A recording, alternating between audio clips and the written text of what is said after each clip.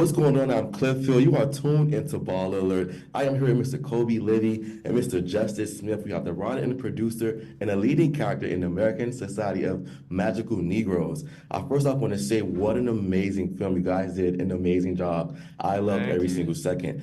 Start off with you, Mr. Kobe. Now, you've taken the elements of an important message that's for the culture, but you've added in romance, comedy, and a little bit of magic, right? Why was it important for you to take those elements and add all those into this film to bring it to life? Yeah. Well, the magic is partially because magic is fun for me and I enjoy it, but also the things Black people have to do to survive in America are absolutely fantastic. And to me, the magical realism is a reflection of that.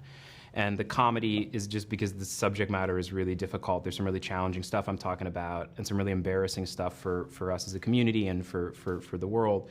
And so the comedy lets me look at that really honestly and feel okay about it. And the love story, to me, part of what that's about is, imagining a world where people look at you like you're your full self instead of being looked at like a stereotype. And that's what I feel like when someone who loves me looks at me. And I hope a little bit of that feeling gets passed along to all of us who watch the film. Absolutely. It was the perfect package. Now, Mr. Justice, I want to ask you, when you saw the script for this film, right, what made you say, I have to be a part of this film and this is the character for me? I originally saw the script for this when I was invited to do the Sundance Labs with Kobe, and we were just workshopping a couple of scenes. And I grew up in a very white environment. Like, I know these defense mechanisms. I know what it's like to placate in order to survive, and I had never seen that reflected in a movie before. And I was like, I'd always wanted to do a movie about race, but I wanted to have a connection to the experience of the film. So I was like, this is me. I see myself in this. And I experienced so much catharsis shooting it, and I learned so much about myself and how I move through the world. So I'm really grateful to have done it. You talk a lot about how you kind of experienced some of those things with Kobe. I know you guys discussed the idea of, Black people making the white people feel comfortable. What are some of your personal experiences with that? And you can share more if you want, Justice, as well.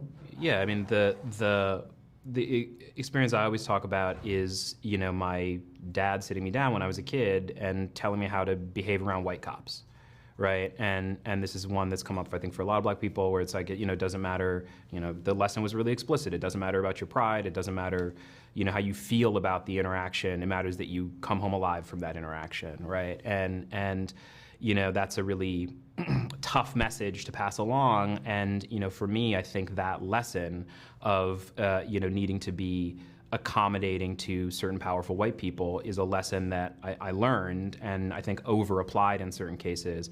And as more of an adult now, have had to do some real work for myself to try to have a more, a less colonized attitude, frankly,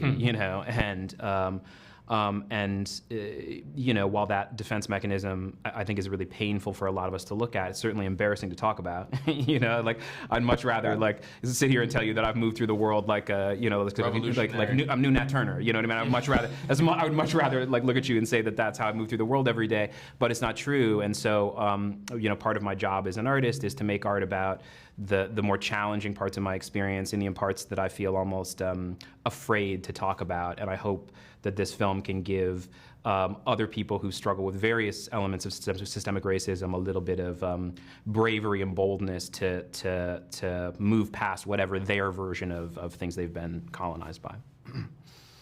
Absolutely. Thank you guys so much for your time today. Again, good job on the film, guys. Best of luck with everything. All right. Appreciate you. Thanks. Yeah.